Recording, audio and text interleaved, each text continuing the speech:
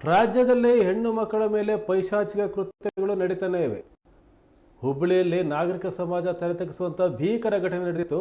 ಹುಬ್ಬಳ್ಳಿಯ ಅಧ್ಯಾಪಕ ನಗರದಲ್ಲಿ 5 ವರ್ಷದ ಬಾಲಕಿಯ ಶವ ಶೌಚಾಲಯದ ಒಳಗೆ ಪತ್ತೆಯಾದಂಥ ಆಘಾತಕಾರಿ ಘಟನೆ ಇದು.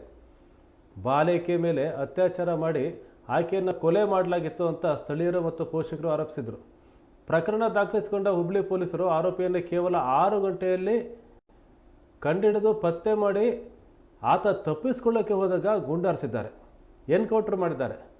ಬಾಲಕಿಯ ತಂದೆ ಕೆಲಸಕ್ಕೆ ಹೋದಾಗ ಈ ಘಟನೆ ನಡೆದಿತ್ತು. ಬಾಲಕಿಯ ತಾಯಿ ಮನೆಯೊಳಗೆ ಕೆಲಸ ಮಾಡ್ತಾಯಿದ್ದು, ಹೊರಗೆ ಮಗು ಆಟ ಆಡ್ತಾ ಇತ್ತು. CCTV ದೃಶ್ಯಾವಳಿಯ ಪ್ರಕಾರ ಆರೋಪಿ ಬಾಲಕಿಯನ್ನು ಆಮಿಷವೊಡ್ಡಿ ಕರ್ಕೊಂಡು ಹೋಗ್ತಿದ್ದು ಕಂಡುಬಂದಿದೆ.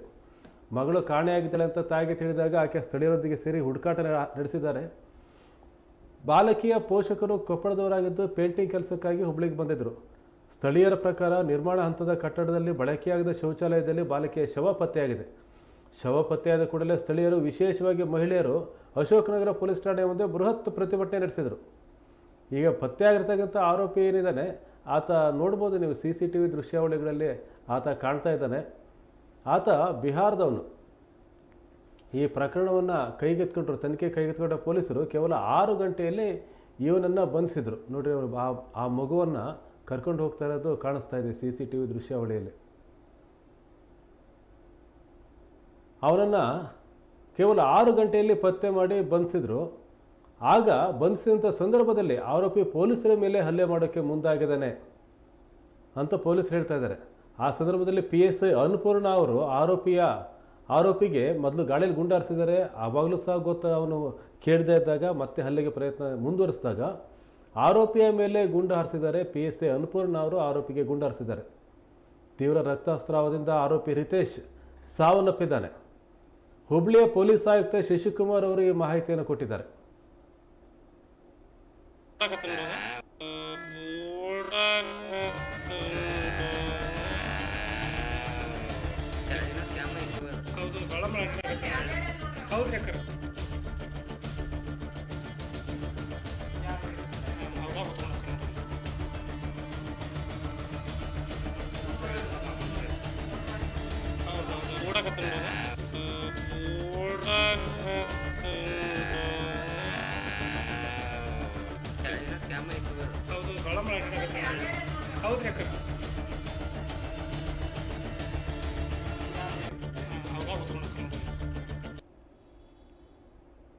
To confirm his identity, when he was taken to his place of stay to ascertain the details of the accused, he tried assaulting the police and run away from the police custody. In the process, he has damaged the police vehicle also and pelted stones at police officer also. Meanwhile, one of our PSI Annapurna, she has opened fire in the air to prevent the accused from escaping from the police custody and further assaulting the police officers and staff. And also she has fired 2 rounds on the accused. One has hit his leg and another round as it is chest portion. He has been immediately brought to KMC for medical aid and treatment, and in the hospital he is declared dead. So we have to confirm his identity, when he was taken to his place of stay to ascertain the